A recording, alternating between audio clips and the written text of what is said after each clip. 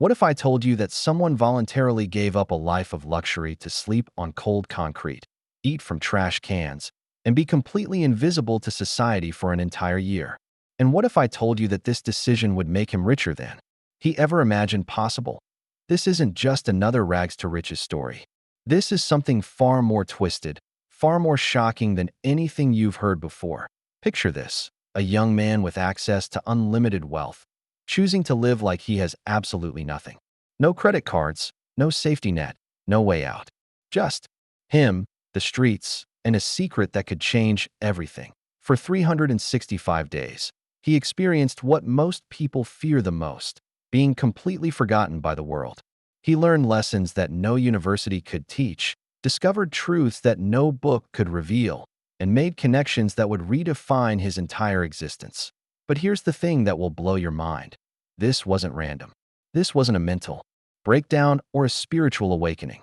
This was part of a plan so calculated, so precisely orchestrated, that when you hear the real reason behind it all, you'll question everything you think you know about wealth, power, and human nature. Be why the end of this story, he didn't just buy a building.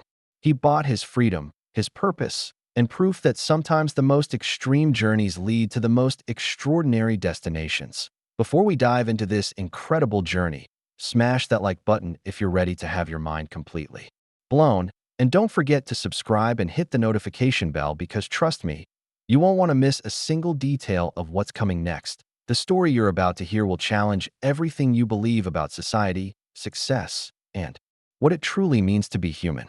So buckle up, because we're about to take you on a ride that starts in the gutter and ends in ways you never saw coming. Are you ready to discover the truth behind the homeless millionaire? Marcus Chen had everything that modern society tells us we should want. At 25, he was worth more money than most people see in 10 lifetimes. Private jets, penthouses in 3 different countries, and a bank account that grew faster than he could spend it. But on a cold Tuesday morning in downtown Seattle, he was sitting on a piece of cardboard, holding a cup that hadn't seen a single coin in hours. And here's the thing that will absolutely shatter your perception of reality. This wasn't rock bottom. This was his choice. While influencers were posting their morning lattes and CEOs were complaining about their Teslas being the wrong shade of blue, Marcus was learning something that no amount of money could have taught him. He was discovering what it truly means to be invisible in a world obsessed with being seen. Every morning, he watched the same people walk past him. The businessman who checked his Rolex 3 times while waiting for his Uber. The college student who spent more on her daily Starbucks than Marcus had eaten in food all week. The social media manager posting about authentic living while stepping over him like he was part of the sidewalk. But Marcus wasn't just observing. He was documenting everything in a leather journal that he kept hidden in his torn jacket. Every interaction, every moment of kindness, every display of cruelty.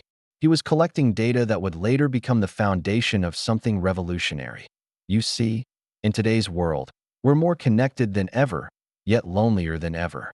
We have more ways to communicate, yet we've never been worse at actually seeing each other. Marcus was conducting the ultimate social experiment. What happens when someone with unlimited resources chooses to experience life from the absolute bottom? The nights were the hardest. While people his age were posting stories from rooftop bars and exclusive clubs, Marcus was learning which doorways offered the best protection from rain, which dumpsters had the freshest food, and which shelters actually cared about the people they claimed to help. 3 weeks into his experiment, something started happening that he never expected. The other homeless individuals began to trust him. They shared their stories, not the simplified versions that society wants to hear, but the real, complex, heartbreaking truths about how quickly life can change. There was Sarah, a former nurse, who lost everything after a medical bankruptcy. James, a veteran who came back from overseas to find that his country had no place for him. Maria, a single mother who worked 2 jobs but still couldn't afford rent in a city where tech money had pushed everyone else out. And here's what Marcus realized. These weren't other people. These were people who could have been anyone. In our current economy, where 40% of Americans can't handle a $400 emergency, where housing costs have skyrocketed beyond reason, where one medical bill can destroy a lifetime of savings, the line between security and homelessness isn't a wall, it's a tightrope. But Marcus was about to discover something even more shocking. As he integrated deeper into this invisible community, he started noticing patterns. Patterns that would lead him to a discovery so profound, it would change not just his life, but the lives of everyone he'd met on these streets. The wealthy had always talked about giving back. They threw charity galas, wrote tax-deductible checks, and posted about their philanthropy on social media. But Marcus was learning that real change doesn't happen from the top down. It happens when you understand the system from the inside out. 6 months in. Living in a city where a studio apartment costs more than most people's annual salary, sleeping next to buildings that housed servers worth millions while people froze outside, Marcus had an epiphany that would reshape everything. That he realized that the problem wasn't just lack of money. It was lack of understanding. The gap between the haves and have-nots wasn't just financial. It was experiential. How could anyone create real solutions without understanding the actual problem? And that's when Marcus made a decision that would shock everyone who thought they knew him. A decision that would turn his year-long experiment into something far more permanent and powerful than anyone could have imagined. But the real twist? The thing that will leave you questioning everything. You think you know about wealth, privilege, and social responsibility? Marcus wasn't just conducting an experiment. He was fulfilling a requirement. A requirement that would unlock something far more valuable than the money he already had. Something that would prove that sometimes the most extreme tests reveal the most extraordinary truths about who we really are. What was this requirement? And how did a year of voluntary homelessness lead to him purchasing an entire building? That revelation is coming next, and trust me, it's going to change how you see everything. By month 7, Marcus had become a ghost in his own city. But ghosts, as it turns out, see things that everyone else misses. It started with the symbols. Strange markings carved into building foundations, hidden beneath decades of grime and urban decay. While everyone else was staring at their phones, scrolling through feeds and missing the world around them, Marcus was noticing details that had been invisible for over a century. You see, when you're living on the streets in 2025, you develop a different relationship with the city. You notice which buildings have loose bricks perfect for hiding belongings. You memorize the patterns of security cameras. You learn to read the urban landscape like a survival manual. And sometimes, just sometimes, you stumble upon secrets that were meant to stay buried. The first clue appeared on a wall behind a dumpster where Marcus had been sleeping for 3 weeks. What looked like random graffiti to passing hipsters taking Instagram photos was actually something far more deliberate. Carved symbols that seemed to follow a pattern, pointing towards something deeper beneath the surface of Seattle's tech-obsessed facade. Now, here's where this story gets absolutely insane. While billionaires were launching themselves into space and crypto enthusiasts were buying digital pictures of monkeys, Marcus was uncovering a mystery that had been hiding in plain sight since the city's founding. The symbols led him through a maze of forgotten tunnels beneath Pioneer Square, the same area where tech workers now paid $20 for artisanal coffee, completely unaware that they were walking over a labyrinth of Seattle's buried past. These weren't just old basements or abandoned transit tunnels. These were deliberately constructed chambers, sealed off during the city's reconstruction after the Great Seattle Fire of 1889. But here's the thing that will blow your mind. Marcus wasn't the first person to discover these symbols. He was just the first person desperate enough, invisible enough, and frankly crazy enough to follow them. As he pieced together the clues, using skills he'd learned living on the streets, reading environmental signs, finding hidden spaces, surviving on intuition, Marcus realized he was following a trail left by someone who understood that the city's real treasures weren't in its banks or tech companies, but hidden in the spaces that society had forgotten. Think about it. In our modern world, we're constantly distracted by the next notification, the next viral video, the next digital dopamine hit. We walk through our cities with our heads down, missing the stories written in stone and steel around us. But when you're homeless, when you're forced to really observe your environment for survival, you see things differently. The deeper Marcus went into these forgotten spaces, the more he realized that someone from the past had anticipated this exact moment. The clues weren't random, they were a test.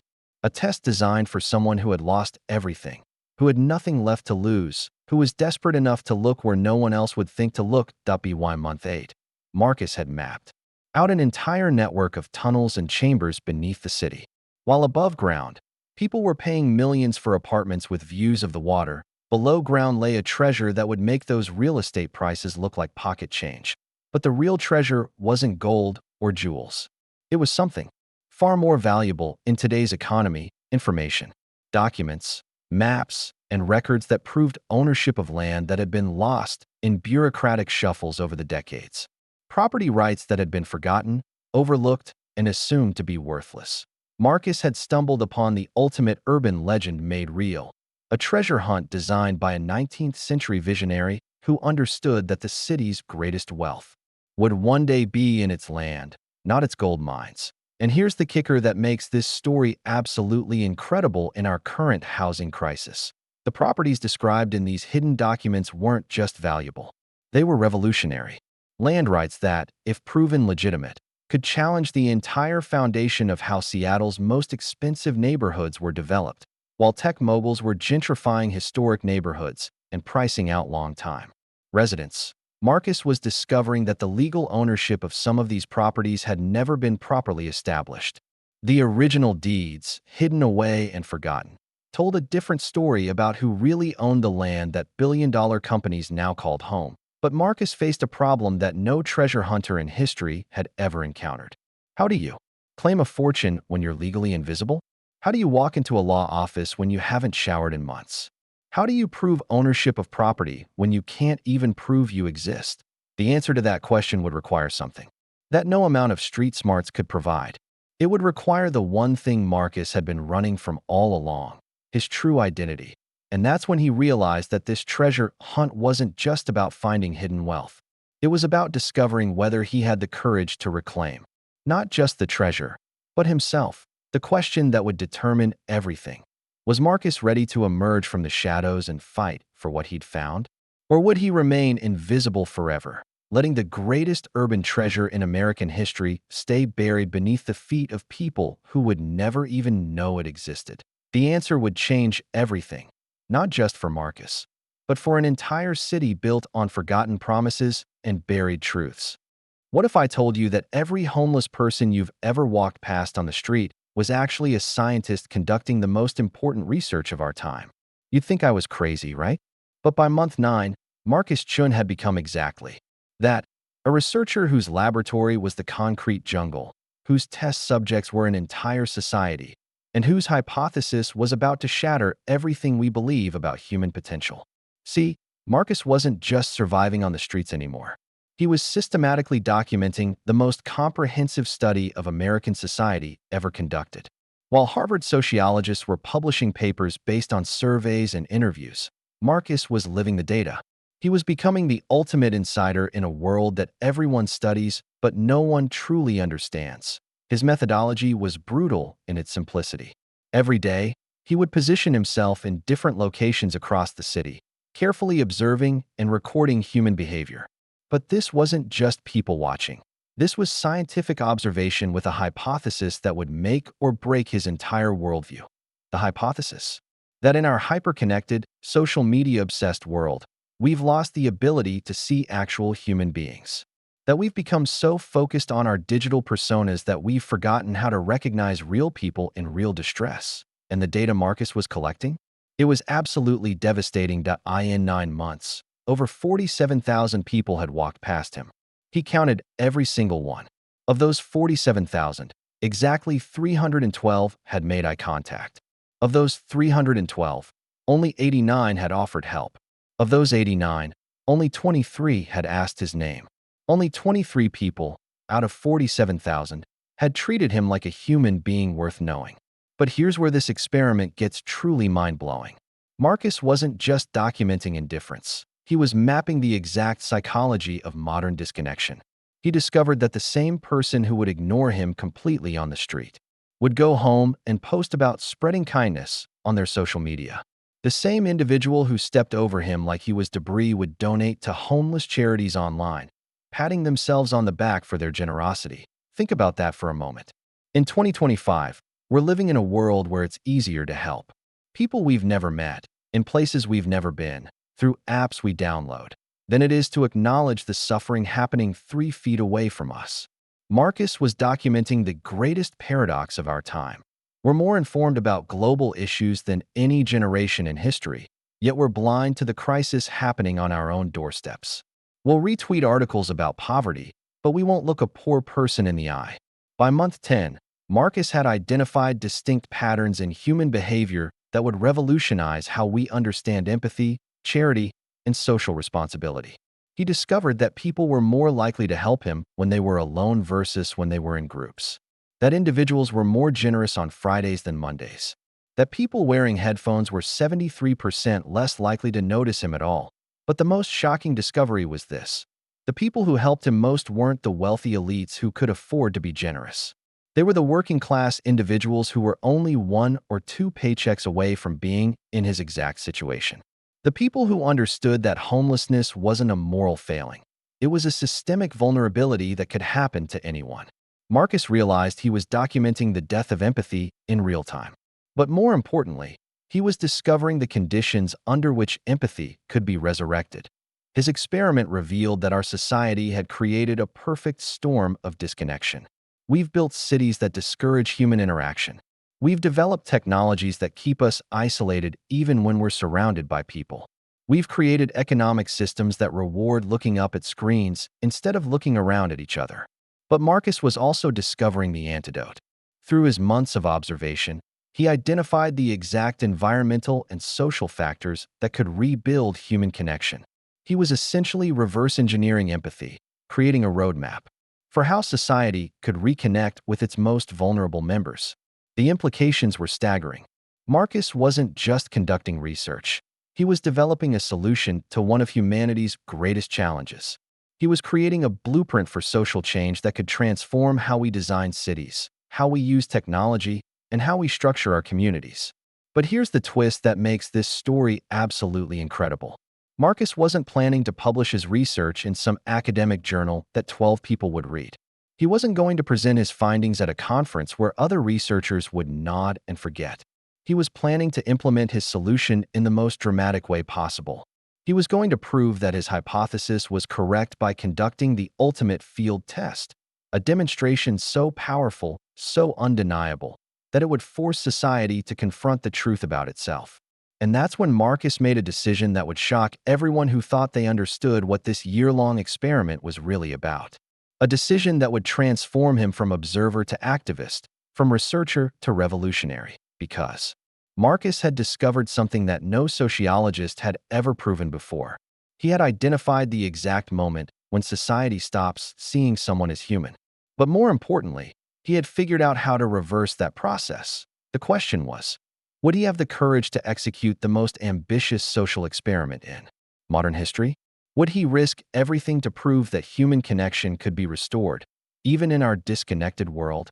The answer would determine not just his future, but the future of everyone who had ever felt invisible in a world that claims to see everything. Sometimes the most devastating revenge isn't about destroying your enemies. It's about becoming so successful that their betrayal becomes the best thing that ever happened to you. But Marcus Chen's story? This is revenge on a level that makes Gordon Gekko look like an amateur. 11 months into living on the streets, Marcus had perfected the art of being invisible. But invisibility, as he was about to prove, is the ultimate superpower when you're planning to dismantle the people who destroyed your life. You see, Marcus hadn't always been conducting social experiments or hunting for treasure. Before this year of voluntary homelessness, he had been the co-founder of a revolutionary fintech startup that was about to change how the world handled digital payments. Think Venmo, but for international transactions, with blockchain security that even governments couldn't crack. The company was worth $2.8 billion on paper. Marcus owned 51% of it. He was 24 years old and about to become one of the youngest billionaires in tech history. Until his business partner, David Morrison, and his fiancée, Jessica Hartwell, decided they deserved his success more than he did. The betrayal was surgical in its precision. David used his access to company systems to frame Marcus for embezzling funds. Jessica, who worked at the SEC, used her connections to fast-track an investigation. Within 72 hours, Marcus went from tech prodigy to financial pariah. His assets were frozen, his reputation destroyed, and his life's work stolen by the two people he trusted most. But here's what David and Jessica didn't know. And this is where this story becomes absolutely diabolical. Marcus didn't just disappear because he was broken. He disappeared because he was planning the most calculated, methodical revenge in corporate history. While living on the streets, Marcus wasn't just observing society. He was watching them. David and Jessica thought he had vanished, maybe died, certainly given up. But Marcus was there, invisible in plain sight, documenting every move they made with his stolen empire. And what he discovered would make your blood boil. David was using the company Marcus built to launder money for offshore accounts. Jessica was using her SEC position to tip off their friends about upcoming investigations. They weren't just thieves. They were criminals operating at the highest levels of finance, using Marcus's technology to commit crimes that made his alleged embezzlement look like pocket change. But Marcus's revenge wasn't going to be about exposing them to the authorities. In 2025, rich people don't go to jail. They pay fines and keep their wealth. Marcus was planning something far more devastating. He was going to destroy them using the very system they thought they controlled. You see, while Marcus was learning to survive on scraps, he was also learning something that no business school teaches: how the real economy works. Not the sanitized version they teach at Harvard, but the brutal street-level reality of how money actually flows in America. He discovered that the homeless community had developed an underground information network more sophisticated than any corporate intelligence system. They knew which executives were having affairs, which politicians were taking bribes, which companies were about to collapse before the stock market did. When you're invisible, people say things around you they'd never say in boardrooms. Marcus was building a case against David and Jessica that wasn't just about revenge. It was about justice for an entire system that rewards betrayal and punishes innovation. He was documenting their crimes with evidence so comprehensive, so undeniable, that when he was ready to strike, they wouldn't just lose their wealth, they'd lose their freedom. But the most brilliant part of Marcus's plan wasn't about destroying his enemies. It was about using their destruction to solve a problem they'd never even considered. Marcus had realized that the technology he created, the blockchain system David was using for money laundering, could be repurposed to create the most transparent, charitable foundation in history. Every homeless person he'd met, every story he'd documented, every moment of humanity he'd witnessed on the streets was being cataloged not just for research, but for revolution. Marcus was building a database of real people with real needs, and he was going to use his reclaimed fortune to fund solutions that actually worked, while David and Jessica were posting on LinkedIn about their charitable giving and attending $10,000 a plate fundraisers. Marcus was learning that real change doesn't happen in conference rooms. It happens when someone with power decides to use that power for people who have none. The final phase of his plan was so audacious, so perfectly crafted, that when you hear it, you'll understand why he spent a year living on the streets. Because Marcus wasn't just planning to reclaim his company and expose their crimes. He was planning to use their betrayal as the foundation for the largest wealth redistribution project in American history. But first, he had to do something that terrified him more than sleeping in abandoned buildings or eating from dumpsters. He had to stop being invisible. He had to reclaim his identity and walk back into a world that had written him off as dead. The question was, after 11 months of being nobody, did Marcus still remember how to be somebody? And more importantly, would the person he'd become on the streets be strong enough to face the people who'd tried to destroy him? The answer would determine whether his year of suffering would end in triumph or tragedy. And the stakes? Nothing less than the future of everyone he'd sworn to help. Day 365. After exactly 1 year on the streets, Marcus Chen stood outside the law offices of Whitmore and Associates, wearing clothes that had been donated to him by the very people he was about to shock beyond belief. But this wasn't just about reclaiming his identity. This was about revealing the most twisted inheritance test in the history of American wealth. You see, everything you think you know about Marcus's story has been leading to this moment. Because the truth is, Marcus Chen wasn't just any tech entrepreneur. He was the sole heir to the Chen family fortune, a dynasty worth $47 billion that started with his great-grandfather's shipping empire and had grown through 4 generations of strategic investments. But the Chen family had a tradition that would make most billionaire families look like amateurs when it came to testing their heirs. Every Chen heir, before inheriting the family fortune, had to prove they understood what it meant to have nothing. Not through some cushy internship or volunteer work that rich kids do for their college applications. Not through a gap year backpacking through Europe with a secret credit card. This was about complete immersion in poverty, with no safety net, no way out, and no guarantee of survival. Marcus's grandfather, Chen Wei-ming, had escaped poverty in rural China to build an empire in America. Before he died, he set up the most elaborate inheritance test ever devised. The heir couldn't just be business smart or well-educated. They had to prove they understood the value of human dignity when you have absolutely nothing left to lose. But here's where this story gets absolutely insane, and why Marcus spent a year documenting everything. The test wasn't just about surviving poverty. It was about proving you could use that experience to make the world better. The real inheritance wasn't just money. It was the responsibility to use that money to solve the problems you'd experienced firsthand. The law firm had been watching Marcus for the entire year. Every moment of his homelessness had been monitored by private investigators. Every act of kindness he'd shown, every moment of despair he'd overcome, every piece of research he'd conducted, it was all being evaluated by a board of trustees who would determine whether he deserved his inheritance. And the criteria weren't what you'd expect. They weren't looking for him to maintain his dignity or prove his business acumen. They were looking for something far more rare in the world of extreme wealth: genuine empathy backed by practical solutions. Marcus walked into that law office, carrying 11 months of documented evidence that he'd not only survived the test, but had used it to develop the most comprehensive plan for addressing homelessness ever created. He'd mapped the underground tunnel system that could house thousands. He'd identified the legal loopholes that could reclaim millions in lost property. He'd documented the social behaviors that could rebuild human connection. And he'd developed the revenge plot that would recover billions in stolen assets. But when the lawyers opened the sealed instructions his grandfather had left, Marcus discovered something that would redefine everything he thought he knew about wealth and responsibility. The test had never been about proving he could survive poverty. It had been about proving he could choose poverty over comfort when it served a greater purpose. His grandfather had predicted that by 2025, income inequality would reach crisis levels. He'd predicted that technology would disconnect people from human suffering. He'd predicted that the wealthy would become so isolated from reality that they'd lose the ability to create meaningful change.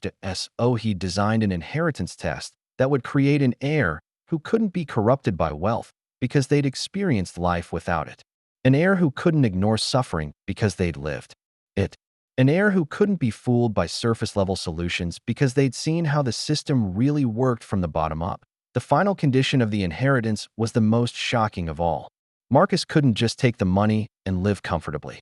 He had to use his year of experience to create a new model for how extreme wealth could serve society. He had to prove that billionaires could solve problems instead of just throwing money at them. And that building Marcus was about to purchase? It wasn't just any building. It was the centerpiece of the most ambitious social experiment in modern history.